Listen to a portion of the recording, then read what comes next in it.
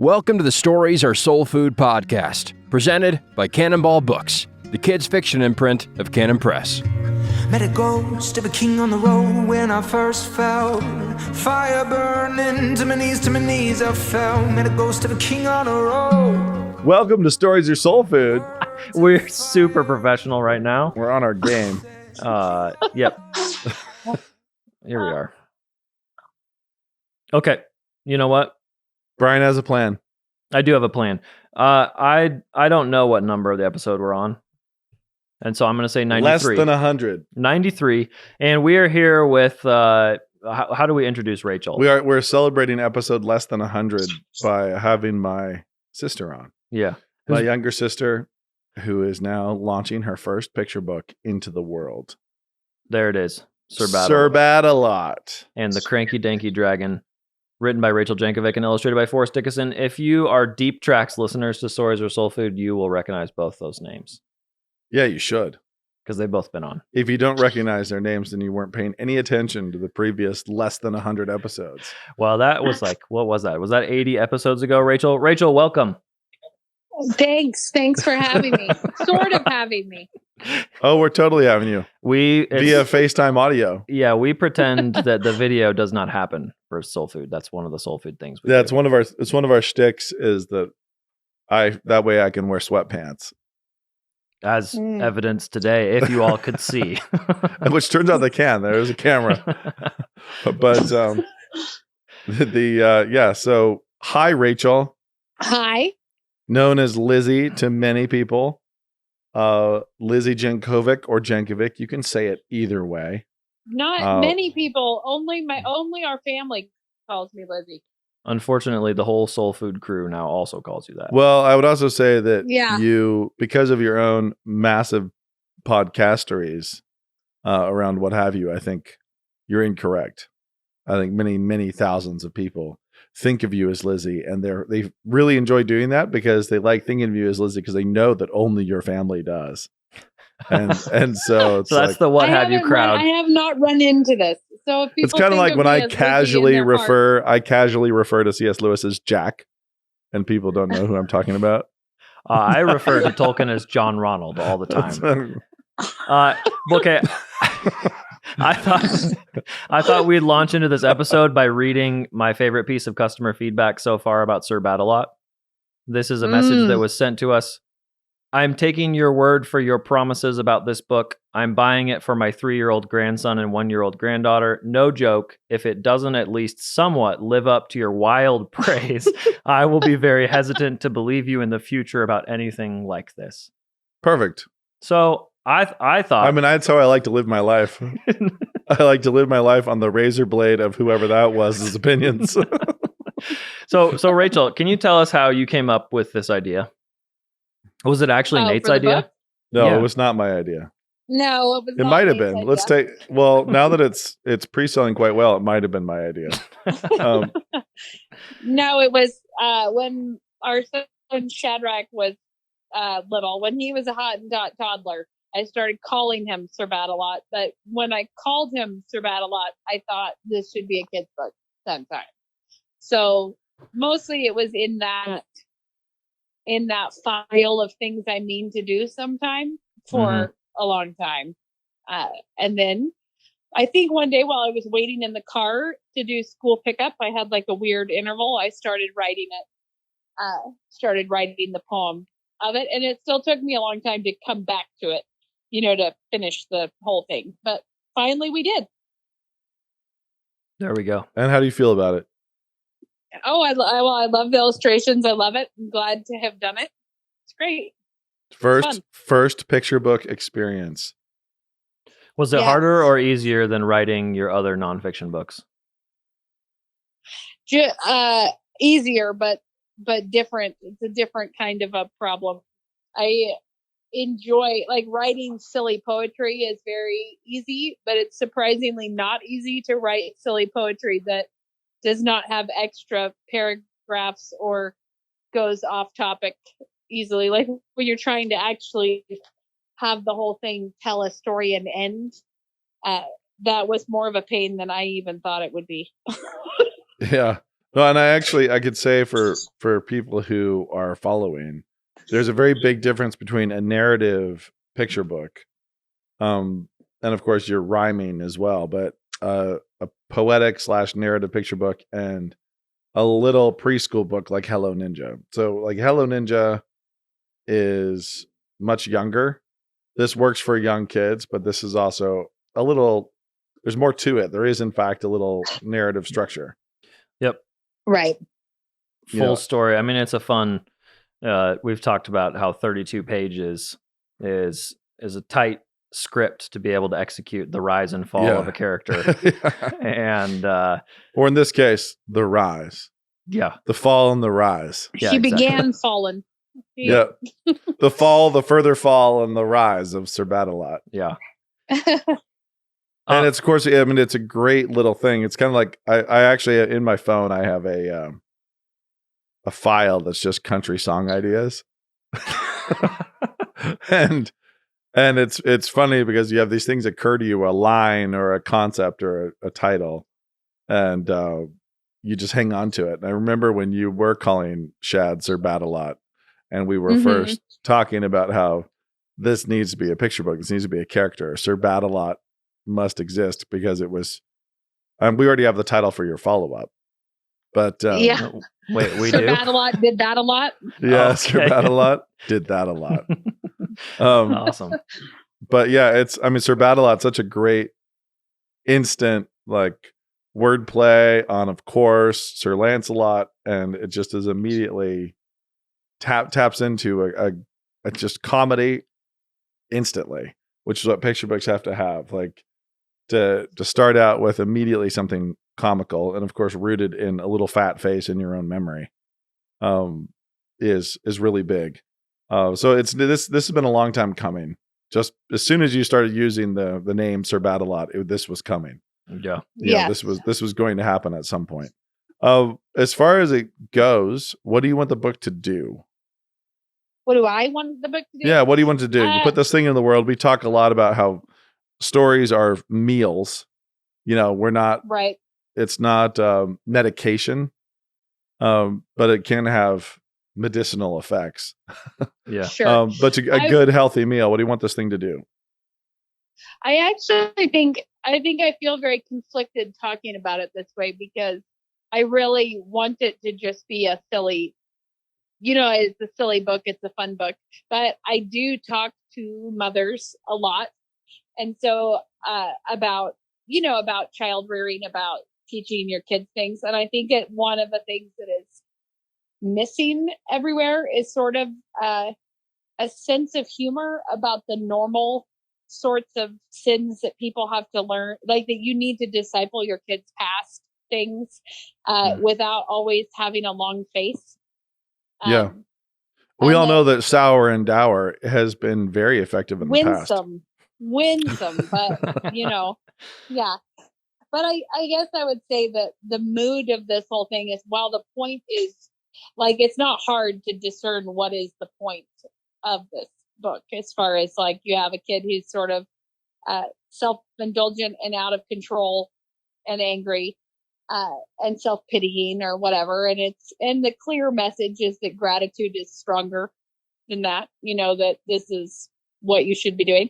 But I hope the goal is more just to give people a context to talk in a cheerful and friendly and fun way to their kids about things like learning self-control and, not being like, I don't know, I guess just not being moralistic, but rather moral, like, yeah. What do we think is actually admirable, but not scoldy or, I guess trying to teach kids not to fuss without being a big fusser yourself.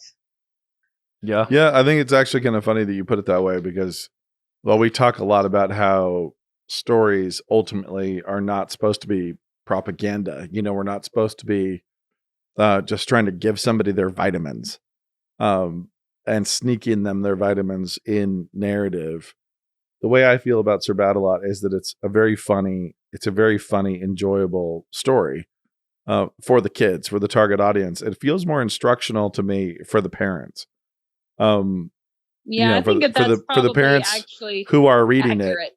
it's a little more instructional, because I think that what it does is it diagnoses the actual way that characters work when they're behaving this way. When characters in the real world, little characters, are losing control of their emotions, when they're out of emotional control, parents frequently approach that narratival moment in their own story completely incorrectly. So, it's like, it's very, you watch parents get mad at a kid who's struggling with their own emotions. You watch parents get very scoldy, and try to make them feel. Overwhelmingly, I watch, I'll see parents try to lead their kids with other emotions, usually guilt, negative. So you're out of control. You're totally a slave to your emotional sensation. They miss that fact, and they try to just make their emotional sensation be something else right now. Like, I know that you're a slave to this, the way you feel. So I'm just going to try temper, you really wanted that thing. Yeah, I'm going to distract you. I'm just going to distract you. I'm just going to, do whatever I have to, or I'm going to make you feel guilty. I'm going to scold you. I'm going to try to make you feel stupid. But you're always trying to, and when you're doing it wrong, you try to steer somebody who's a slave to their feelings with other feelings. You try to hitch them to other feelings, which does not solve the problem. The problem being that they are just totally subject to their passions. And of course, we are all born this way. Every little kid is this way. We are all unable to bridle our emotions when we're little. So the actual learning here, I think, is more for the one reading the book aloud to the little fat-faced kid. The little fat-faced kid is going to love the rhymes and the stories and the Cranky Danky Dragon and Sir Badalot. Yep. The story is just a chocolate chip cookie for the kid. Yeah. The kid's like, this is fun. And mom will be going, Yeah. This is an interesting. Yeah. I think I told Rachel already, but my 3-year-old has named his night costume Sir Badalot. So which is now, isn't that the wrong effect, Right. Rachel? Are you leading children astray? Now No, Sir Badalot grows in wisdom. He learns. And you'll notice too, picture wise, he starts with not a full night costume and ends with the complete one. So, as long as you have the full costume, it works. It really does work. And it's, so I think you've done a great job writing a very funny, playful picture book that kids are going to love. But I do think there is some insight here, but it's not insight that's trying to be forced on the little fat-faced minions who are getting story time.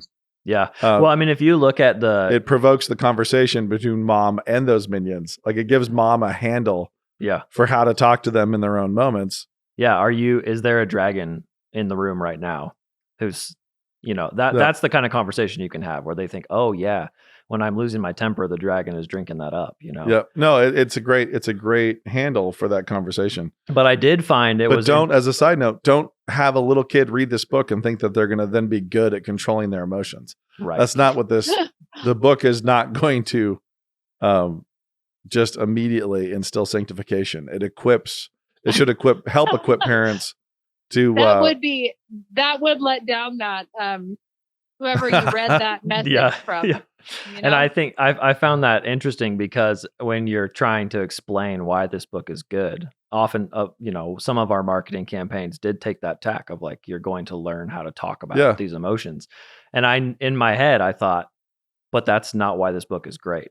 Yeah. This book isn't great because it's a lesson to help you talk about emotions. Right. Even though it will. And even though that's the angle that actually converts people to buy the book, I think. I mean, you can tell someone this. Go for it. Yeah.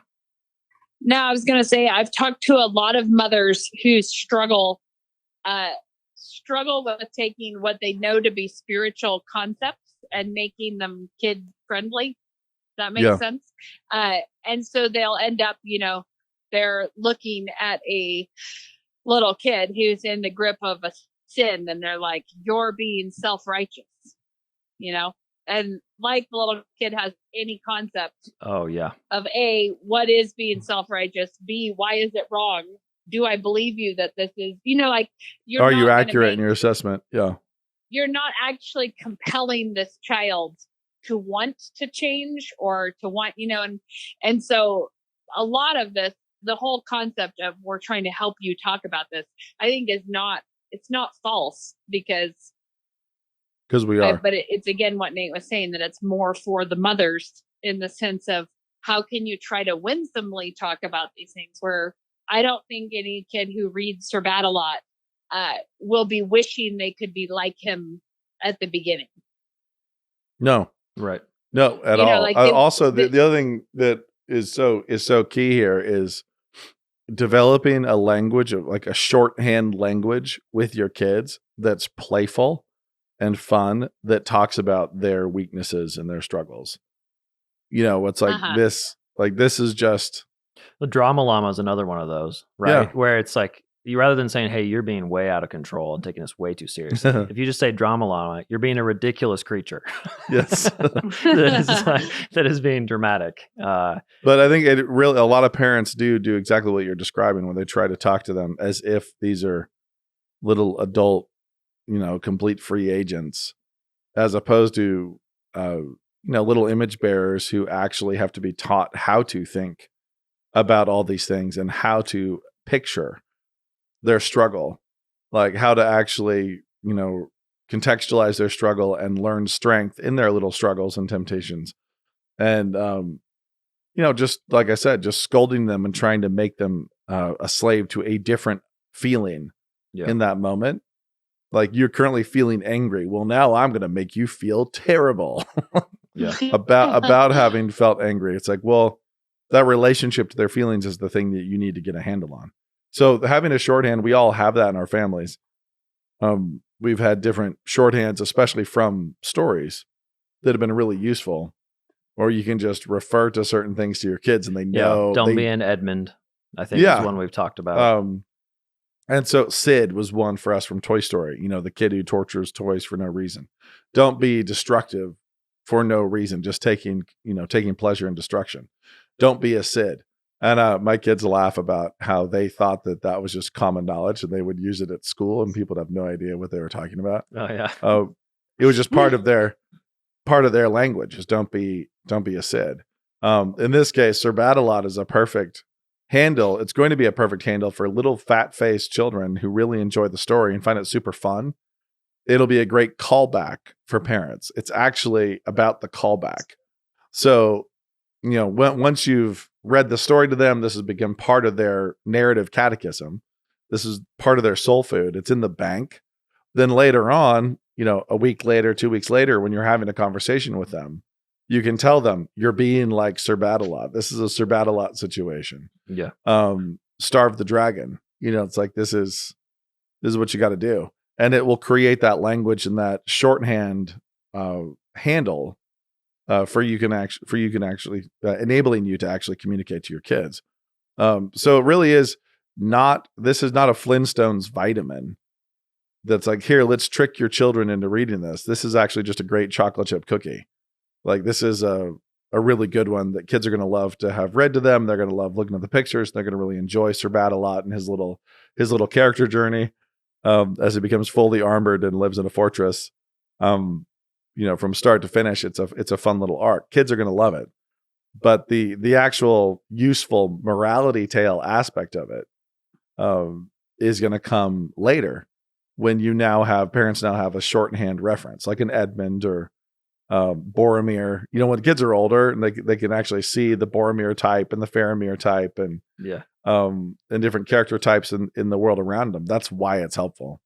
So, I mean, it is healthy. This is a good book. It's a healthy book for kids. You should all buy it. But that does not mean that we're trying to approach narrative in a different way than we always have. Right. It's still very much just a great snack, a great meal for kids and their little imaginations. Go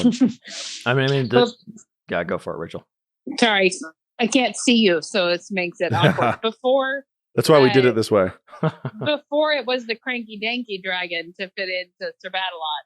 In our house, it was always just the Fussy Dragon.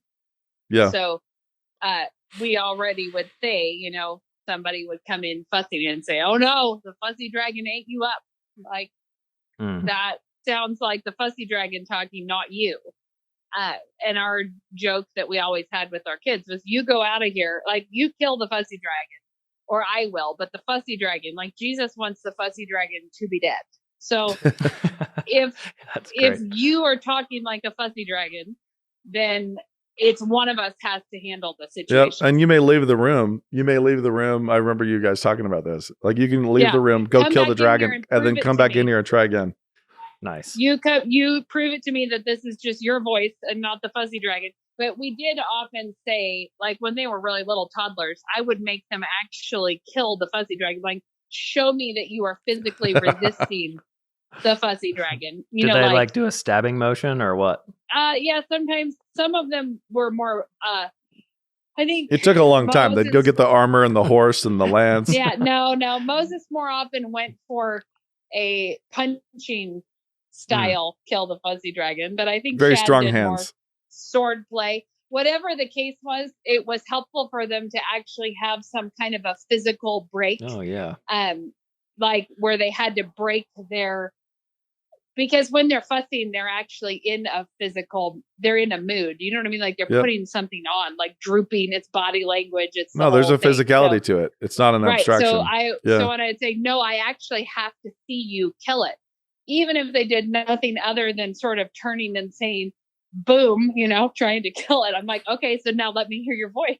Like, did the Fuzzy Dragon eat you or did you kill him? And surprisingly, they totally understood that. I need to shake off, like I'm being eaten by something and I have to shake off the physics physically of this, resist it.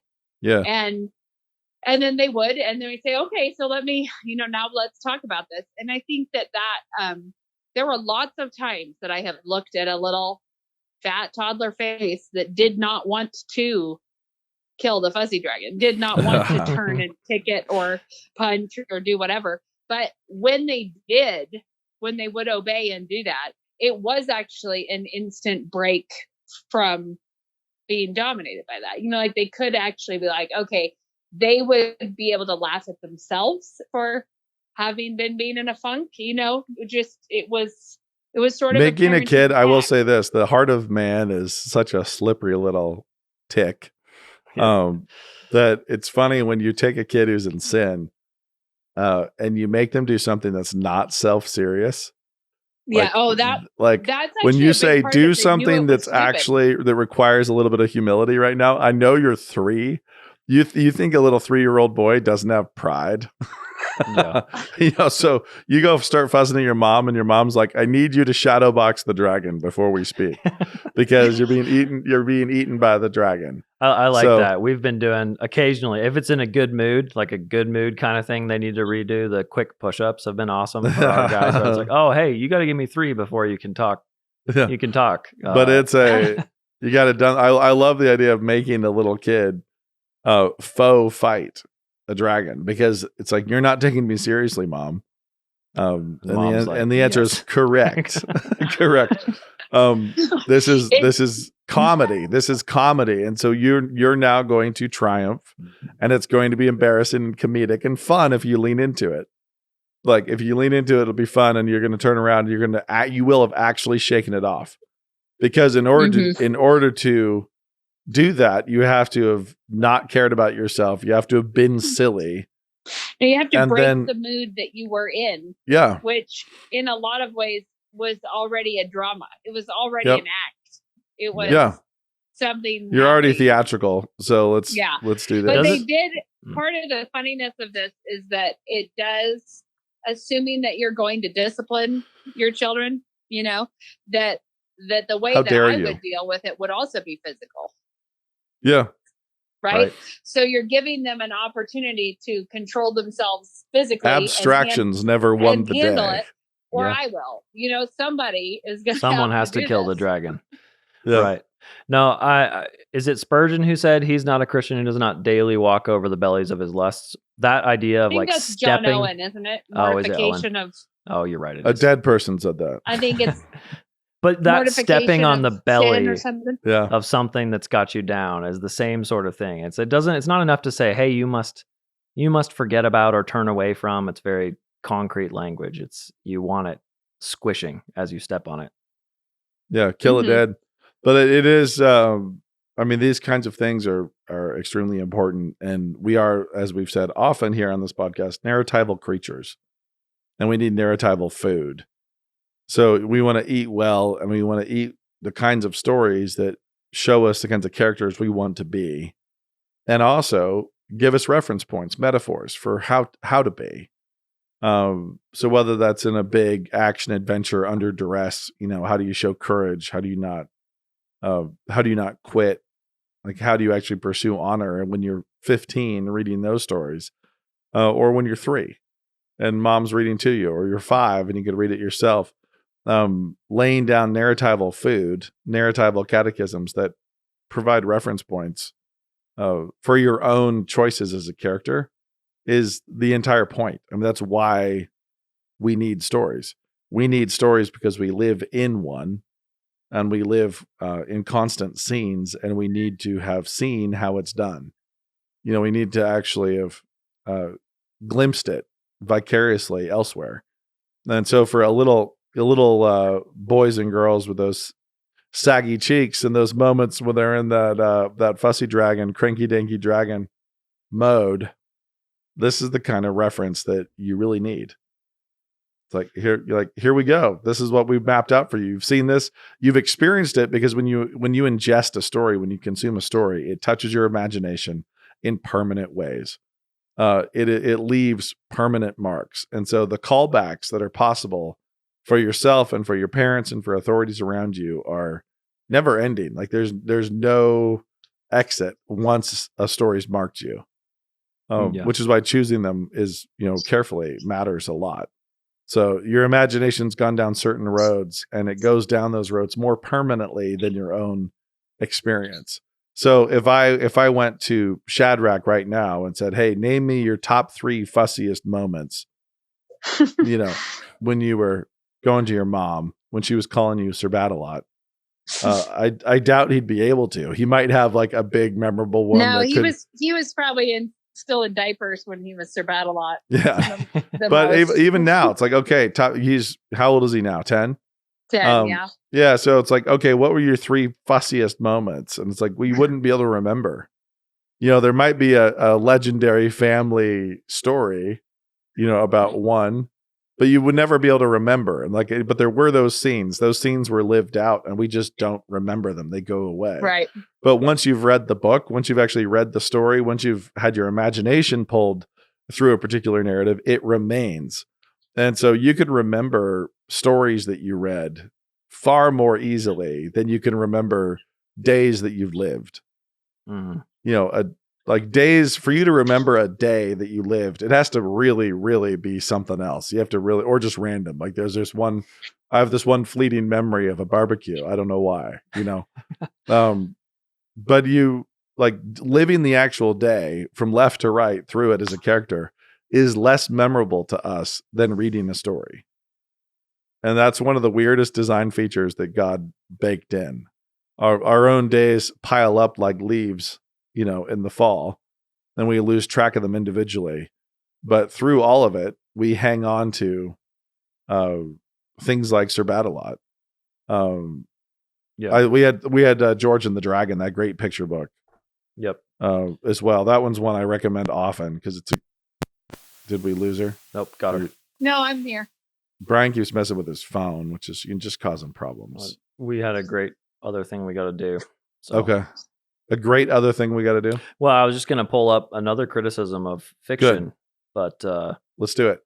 Yeah. Rachel, this is the one we were talking about yesterday, where you showed me that comment on Sir Badalot. Yeah. We're going to have to edit out this part as I scroll to the latest canon post, unless you have it. Do you have it on you, Rachel? I can pull it up, I bet, because I will do it. I will pull it up for you, and I will bless you with it. I cannot get behind fiction. The facts of the Bible and church history are sufficiently compelling to hold the interests of children. Why learn these fake names and these fake stories when the lives of the prophets and stalwart saints are fascinating? Why not teach what the popes did to the Christians and how the Christians heroically stood up to that demonic power of the day? choosing to be tortured to death and burned at the stake rather than recant from the truth. What we have here. is Exhibit A and trolling Facebook for children's book posts. I was going to say is Exhibit A and a little thing we known as bifurcation. Yeah. It's either this or that. Yeah. I did not ever say, let's teach them about Sir Badalot instead of all of the martyrs. I would like to say that I'm going to stand on a hill of never telling children what the popes did. Right. Well, I like that because I thought how much of what the popes did is really age appropriate to anyone. Actually, let's talk about them popes. Right. No, it's let's get into those Renaissanceries. But actually, this is an example. The Renaissanceries of the popes. I actually think that this is a weird example of what we were talking about with moms who don't relate to children, sort of. Yeah. Is that this is a weird example of like not accepting how God actually made children. I was going to go farther and just say it's actually blasphemy. Creation. Ooh. Sort of. This is blasphemy. So this is Exhibit A and how to hate God and everything he did. Because the way God actually built us as image bearers is that we are narratival characters. And now there's an agreement here in this criticism because I assume this is a woman, right? No, it's not. This was a man. Well, this woman, You get banned off YouTube for that. Yeah, this post is obsessing about one kind of story, but I also guarantee you that if we are going to tell those stories, he and I would have complete disagreement in how to tell the story. Mm-hmm. Like that's for sure. Like it's overwhelmingly informational. So if I was going to tell the story of a martyr, if I was going to tell a story of a prophet, which I have and which I love to do, and I go to the Old Testament constantly, it's these kinds of people who freak out, who completely lose their minds, and they want to distill any Old Testament story down to a vitamin. They want to reduce it. Like somebody who's really into essential oils can say, I'm going to wear the equivalent of half an acre of lavender behind my ear. I'm going to take all this acreage and all these plants and condense it down to one thing I can just dab here. We have this reductionistic, modernistic approach to information and distilling lived stories and fictional stories down to one tidbit of essential oil information that is moral of the story, be courageous under persecution. Sure, that's not false, but that's not how God does it. It's also bad history too. Like you're saying, that's if you take any history class, that's good. Your professor will say that's not how you do history. No, you cannot reduce. And Solomon does not reduce. It's not his wisdom is not reductive at all. It's always about knowing more, knowing in context, knowing the narrative. And realizing that we are ourselves characters in a story running about a page makes sudden sense of why we are so susceptible to fiction. Why, like, fiction for good and ill impacts us massively and affects. Like I have received letters from readers, more than one kid who wrote me a letter that was their decision about not killing themselves. Like no longer being suicidal, coming out of depression because of the fiction they were reading. Wow. Like because of Ashtown, because they have characters they loved and they're watching them go through worse struggles. It's like, I made these kids up. Like these are imaginary kids, but it did in fact catechize impulses in a completely different way, a different paradigm of approaching struggle and hardship and so on. So it's one of those things where people like this tend to want to get to the morality tale. They're just doing a different version of Veggie Tales. But like, what's weird about it is that they're overlooking how Jesus communicates. Exactly. The parables is constant. Or, when you think about how the prophet Nathan communicated, I'm going to tell the story of the prophet Nathan. Right. And what's that story? It's the story about him lying. The interesting part about that one is that the whole point is that you're caught up in the story, and then he says it's you.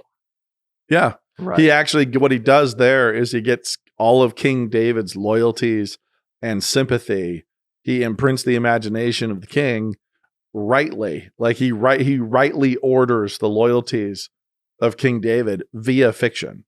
So Yeah. he comes into a broken situation where David's loyalties are all shot to hell. Mhm. You know, they're all gone. He's murdered one of his friends, one of his most loyal men. He's taken his wife. He's committed adultery. He's caught in his sin. And Nathan comes in and then reorders his loves and his loyalties by means of a fiction, and then applies that fiction to him personally. So again, that's not propaganda. It's the way that we work. The way our loves and loyalties work is that we get them aligned via storytelling. They are aligned via storytelling, and then we can go live better lives, better scenes, better chapters as characters when they're rightly aligned by the stories that we're hearing. And again, none of us are opposed to telling the stories of the prophets or the great saints. We're all for that, 100%. That's where the bifurcation. Yeah, comes it's in. a bifurcation. There's not an either or at all. But I also think even when I was reading that, I'm thinking I love the stories of the saints or the stalwart people, but it's funny to think that the people who were that courageous and that bold, it's acting like they were shaped by nothing themselves. They never Like, heard any stories. Nobody ever told them anything. This kind of character never, like, nobody is just born with that much steadfastness. And, like No, it's they're just all Sir one of the Badalot things. when they're born. Yeah, well, it's just interesting to think, but the whole point is if you want to help shape children to be the kind of people who, like how important story actually is to help children understand, like be the people that would have the courage to stand up to something. Yeah. Yep. And I can actually, here's one more thing here that might seem really terrible. And it might even be really terrible. But that doesn't mean it's not true. Let's go with it anyways. Yeah, it doesn't mean it's not true. Is that the world is full of broken people. Everybody's broken. Everybody's flawed. One of the beauties of fiction and laying down fictional narrative for your kids that is really great is that those characters will be true. They will be constant. The friends in their lives, their fellow 12-year-olds, their fellow 10-year-olds, This is dark, Nate. their fellow 15-year-olds are not constant. You're right. And if they try to learn their behaviors and pattern their behaviors off of their fallen peers and the pressures of their fallen peers, those friendships will fade. Those friendships will peel, and they need something in them that enables them to be a good friend to their friend when their friend is peeling, when their friend is becoming a bad character, when their friend is becoming an Edmund. They have to have something, a calibration in them to tell them that they're still going towards true north. They're still sailing straight when all the other ships around them are veering off. Yeah. And how to actually be a courageous friend, a bold friend to their fellow broken men and women. But there's a kindness. There's a real kindness in great fiction. There's a kindness in a fifth grader's ability to go back to the Lord of the Rings, and Boromir is still broken and Faramir is still noble. Yeah, we just read that scene. Yeah, and Faramir's never going to fail his chance. Never. No, it's like Faramir's never going to burn out later. Yeah. It's like there's this reference point that's really, really useful. It doesn't make it more real than what's around them, but it's fantastic that fiction can calibrate and then once set remain constant. Like those friends and those loyalties remain constant. They're there and they're unchanging. And they're these little distant echoes, these tiny echoes of what you're supposed to know about the real world, that God is unchanging, that truth, goodness, and beauty is constant, that he is constant, that he is holy, he's these things. But all around you, no one else is. Like nobody. None of your characters are. They're all in the struggle with you. They're all making mistakes and coming back. They're all it's like coming and going in and out of righteousness as they are all sanctified or falling away or whatever. And it is really lovely to know that I can go back into Lord of the Rings and I'll find more truth there than I did when I was in 5th grade, but it's still there. Gandalf's courage in Moria is still there. He has not gone on to leave his wife and fall away and go into his act 3. No, I mean that's just you're right. He's in an act 3. Like he's still there. And that's really, really it's a strange blessing. It's a great blessing. But if you move into just I don't read, I don't seek good fiction, good storytelling. I'm just going to lean on, my friends, my peers, my associates, as it were, here on this fallen earth. You're going to have some trouble. I mean, you really will. So it's not to say that you couldn't do it with scripture alone. Of course you can. Scripture's there, but there's a reason why the past and those narratives, they're set, they're fixed. David repents. David receives the messianic promise. And that continues to this day. So anyway, that's my dark beat. Well, speaking of it's true. I guess a happier one. Rachel, you've got another Sir Badalot coming, right? How was it? Nice job, Brian. Let's pivot away from the bleakness of reality. Sorry, what now, Brian? You have another Sir Badalot coming. How good is it to get this book out? You're talking about the baby. Yes, I am. I actually was missing that too. I was like, she's already written that one? I mean, I knew we talked about a book too, but what's going on? No, I meant the real life. Oh, you're talking about book 8. You're talking about book 8, not book 2. I have another boy coming. Nice. Are you going to share? And odds are that he's fallen. Odds are good. The odds are very good that I will once again try to help a young toddler boy wrestle a young against villain, the flesh, with diapers sagging near his knees. Yep. Yes, exactly. That stern little stubborn baby face that we always called the fat face. Yeah. When it's the willfulness that causes you to suck your cheeks back, and give yourself a big chin. Yep. That little look. Yep. Or when you're telling them they have to look you in the eyes, and they will literally look anywhere but in your eyes. You have to use your hands as blinders to make them look at you. Yeah. Oh, yes. Well, I'm glad I will say one other random. This is random about. This is Sir Badalot 4 for you, actually. 4 boys. Yeah, this is the 4th Sir 8 Badalot. overall. Yeah. This is my fourth Sir Badalot. But the main thing I was going to say is that I did intentionally in the book make there no other characters. It's not like a mom comes in or nobody comes in to intervene in your life. It is that this is actually a battle for one person, and you do actually have what you need to fight it. That's great. Yeah. There's not like, oh, if I had a good friend, or if only people rescued me. There's no one coming is the moral of the story. There's no one coming. One will help you. There is no help. You must fight. Nate got the wheel back, and here we are in Bleak Land again. Yeah, no, this is a great little book, and kids will in fact love it. I think we can end by commenting on gender. Yeah. And this is one of the things that people are stupid in general, and so there's a lot of questions around. Is this a book for boys only? And it's like, no, don't be dumb.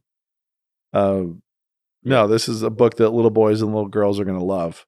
Like, the girls are going to love it, the boys will love it. But the simple fact is, the way the world is, if you write a picture book led by a little girl, starring a little girl, and leaning into little girl things, that's not going to be read effectively and fruitfully by both genders. If it was called Lady Badalot, I can already tell you it wouldn't work. But on the flip side, girls are actually far more versatile in their reading and their loves. It's like it's very rare that books in any market cross over and hit both genders, capture both genders equally, or even to the prorated to the population when it is actually written to female struggle. And I think that's not because everyone's a sexist. No, it's just how God made the world, because a compelling story about a guy or a compelling character who is a boy compels women or girls to want to be there too, to like it, to follow. But a compelling female character is either a insult to guys that they're coming like, I want to follow this, or I think it inspires more rebellion, like I don't want to do that. Or a weird fantasy, it becomes a crush. Something is weird in this. It's not, I think boys can appreciate a story that has great female characters. Absolutely. Yeah, totally. But not the Book of Esther, for example. I've gotten a surprising amount of comment of people saying they would like one of these, but for girls. And my feeling is, I think it's the boys that nobody ever is trying to just contact the little boys.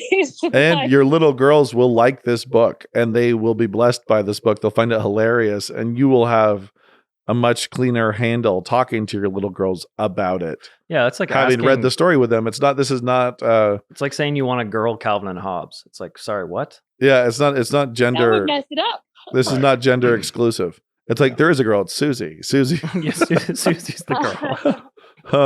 And Rosalind, the babysitter.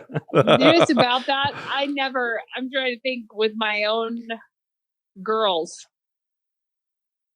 I've been that all of our younger kids are boys, but we didn't make our girls physically battle the dragon. Yeah. It's a different thing. We didn't, that was not the go-to. And yet they would have still loved this book, and they loved the stories of Sir Badalot. Totally. And they also did get in trouble for using fuzzy voices. So, it's the same. What did you make them do? I can't remember. I'm like, I'm wondering if it's because we just had, but probably blow it out. Try it again. Let me hear a cheerful voice. Yeah. There was but I didn't make them. It's sort of like, we play a game. I've played a game with my little boys that I only play with my boys, and I would never do it with the girls. That was head slapping fun, which was the entire game. Is we say, you give me 5 and I'll give it back to you. So they would give me 5, and then I try to hit them in the head with the hand that they gave me 5. And they're all, now they're pretty much all faster than me. But the whole point is, I wouldn't do that to a little girl, but every one of my little boys has deeply loved the game of coming to give mom 5 and see if she can slap the side of your head before you get away. That's awesome. I love it. Good, wholesome family fun. I'm just saying I wouldn't do that with a daughter, but I do it happily with little boys. So here's a question: when you eventually have granddaughters, which is going to happen in 2.5 minutes, and they come over and climb on your lap, are you, with Sir Badalot, are you going to say, no, go get me a girl book? No, obviously not. Yeah, it's like, it's not that kind of a thing. To me, it is not gendered in that kind of a way at all. Yeah. What you're saying is that what you're trying to provoke in their own, when you're addressing them as their own characters in their own stories, you try to provoke a feminine courage as opposed to a masculine one. Yeah, and totally. make them be different. But we also, if you have little boys who just love reading Anne of Green Gables, we would say, you should maybe not do that. But if you have little girls who love reading, Narnia or Prince Caspian, Voyage of the Dawn Treader, and so on, or I'm trying to think which one's strongest on the male lead. It's actually a non-issue. Yeah, it's like, doesn't even matter. Yeah. But for the little boys who can find themselves drifting into the more feminine books, it's actually is more something to dig into and figure out what's going on. Read them King Solomon's Mines. So I do think Sir Badalot's a great book for little boys and little girls, even if how you then apply it into your own conversation with them weeks later manifests differently. Yeah. And I also, as a side note, I would not mind telling a little girl to physically kill a dragon. I wouldn't expect a big shadow box scene out of her. Atomic elbow. Yeah. No, I have no problem with. Go get your mallet and your tent peg. Go drive it through this head and then come back. I can't recall having done that, but obviously the right approach would be for her to grind her heel onto the. Just The dragon. Come on, you could just have a mallet and a tent peg. yeah, Yeah, that'd be good. jail. No, This I thing. have no. It's actually more. That has more to do with the fact that I think typically for us little girls, fussy times had more to do with being emotional and different, and boys tend to skew more towards the angry. Violence. You know what I and- mean? It's like channeling the physical. yeah. Creating channeling the an physical outlet for the need physical. Yeah. differently. Yeah. You grab the little girl's cheeks and you say, "Baby, I'm going to need you to go warm up some milk. Give it to the dragon, make him sleepy. And when he's asleep, you take this tent peg and this mallet. I'd like Trick to see him, someone lie to else him, look tell him into you'll the- take care of him, and then crush his head." That's book 2. Sir Badalot did that a lot. I don't know. I don't think it works. More disturbing. Ugh, that's awesome. Well, I think that's as good That's a my place to pitch. end. As good a place to end as any. Rachel, any last thing you want to let people know? Last disclaimers. No, I don't. I can't think of anything. Sir Badalot is great, and you all, everyone listening, is required to have it in their home. I think we need to leave on that. I think so too. So you can get it anywhere. Yep.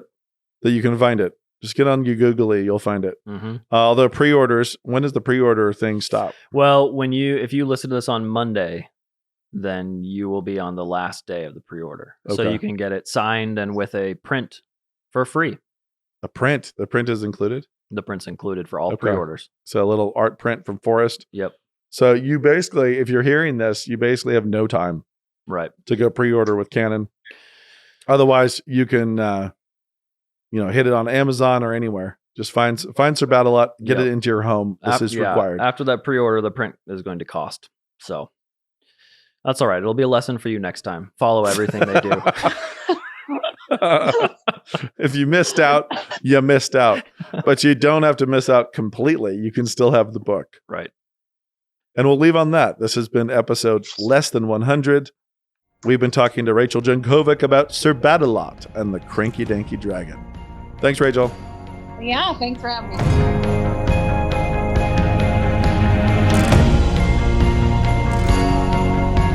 Hey, it's Brian Cole, your favorite co-host of the Stories Are Soul Food podcast, and you won't be able to see what I'm holding in my hands here, but it is an advanced copy of Sir Badalot and the Cranky Danky Dragon, written by Rachel Jankovic and illustrated by Forrest Dickision, and published by Cannonball Books.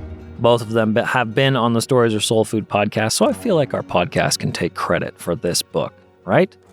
You won't be able to see the beautiful illustrations reminiscent of Miyazaki and Bill Peet, but I can read you a couple snippets that'll help you understand why Sir Badalot should be a feature of your home. In the land of somewhere normal was a town called Boring Plain and a tiny magic kingdom no one knew by any name. But it wasn't always quiet there, not like you might have thought, because the boy who built the walls was called Sir Badalot.